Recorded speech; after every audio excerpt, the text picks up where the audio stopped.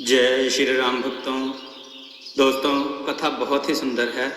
आज की कथा है साधु को रस्सी से बांधकर महल के ऊपर खींचना। आइए कथा श्रवण करें। बहुत समय पहले की बात है। एक राजा सायंकाल में महल की छत पर टहल रहा था। अचानक उसकी दृष्टि महल के नीचे बाजार में घूमते हुए एक संत पर पड़ी। संत तो संत होते हैं, चाहे हाट बाजार में हो या मंदिर में, अपनी धुन में खोए चलते हैं। राजा ने महसूस किया वह संत बाजार में इस प्रकार आनंद में भरे चल रहे हैं जैसे वहाँ उनके अतिरिक्त और कोई है ही नहीं। ना किसी के प्रति कोई राग दिखता है, ना द्वेष। मानो उनकी दृष्टि में संसार है ही नहीं। राजा अच्छे संस्कार वाले और भगवत भक्त थे।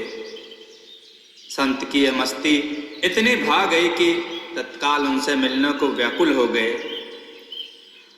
उन्होंने सेवकों से कहा कि इन संत से मिलने में एक पल की देरी भी उन्हें पीड़ित कर रही है, उन्हें तत्काल लेकर आओ। सेवकों को कुछ न सूझा तो उन्होंने महल के ऊपर से ही रस्सा लटका दिया और उन संत को उसमें फंसाकर ऊपर खींच लिया। चंद मिनटों में ही संत राजा के सामने थे। राजा ने सेवकों द्वारा इस प्रकार लाए जाने के लिए संत से क्षमा मांगी।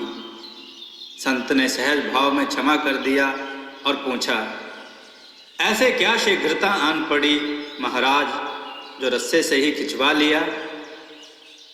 राजा ने कहा, एक प्रश्न का उत्तर पाने के लिए मैं अचानक ऐसा बेचैन हो गया कि आपको यह कष्ट हुआ।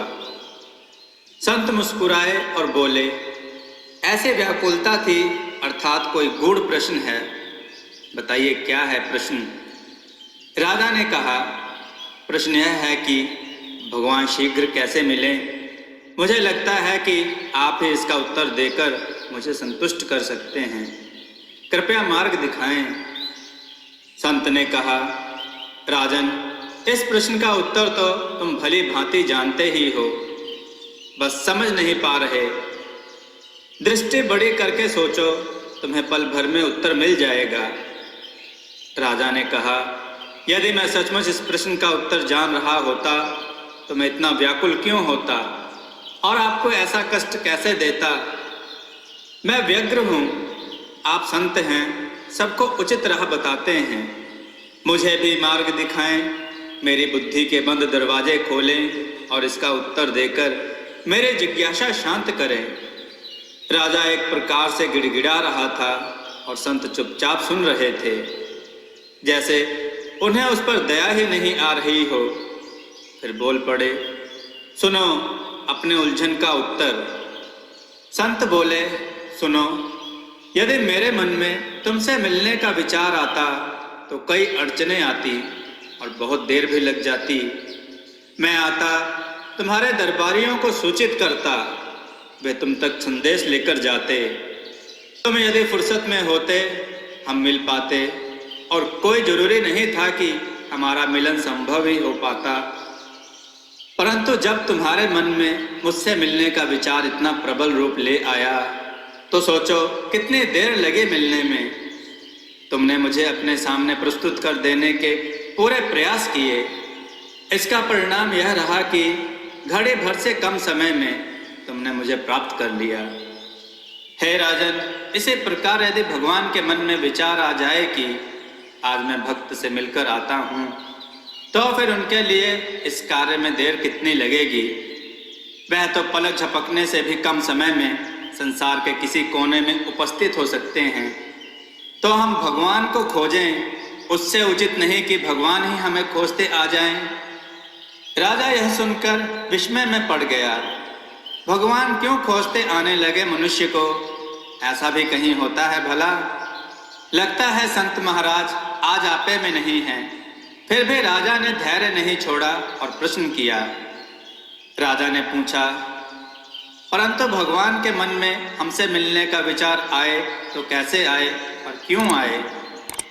संत बोले, तुम्हारे मन में मुझसे मिलने का विचार कैसे आया? राजा ने कहा, जब मैंने देखा कि आप एक ही धुन में चले जा रहे हैं और सड़क, बाजार, दुकानें, मकान, मनुष्य आदि किसी भी तरफ आपका ध्यान नहीं है, उसे देखकर मैं इतना प्रभावित हुआ कि मेरे मन में आपसे तत्काल मिलने का विचार आया। संत बोले, यही तो तरीका है भगवान को प्राप्त करने का। राजन, ऐसे ही तो तुम एक ही धुन में भगवान की तरफ लग जाओ, अन्य किसी भी तरफ मत देखो। उनके बिना रह ना सको तो भगवान के मन में तुमसे मिलने का विचार आ जाएगा और वे तुरंत मिल भी जाएंगे। भगवान तो सुपात्रों के पास आकर स्वयं मिलने और उनसे सुख दुख बांटने को बेचैन रहते हैं। इंसान उस योग्य बना ही नहीं पाता स्वयं को।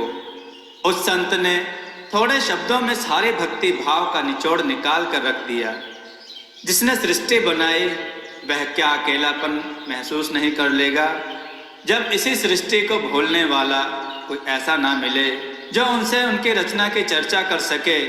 सो इसी प्रकार भगवान को पाने का प्रयास करें। दोस्तों, आपको यह कथा कैसी लगी अपने विचार और सुझाव कमेंट में जरूर दें। हमारी कथाओं को लाइक करें, हमारे चैनल को सब्सक्राइब करना न भूलें, हमारी कथाओं को शेयर जरूर करें जिससे लोगों को अच्छा ज्ञान प्राप्त हो। जय श्री राम भक्तों।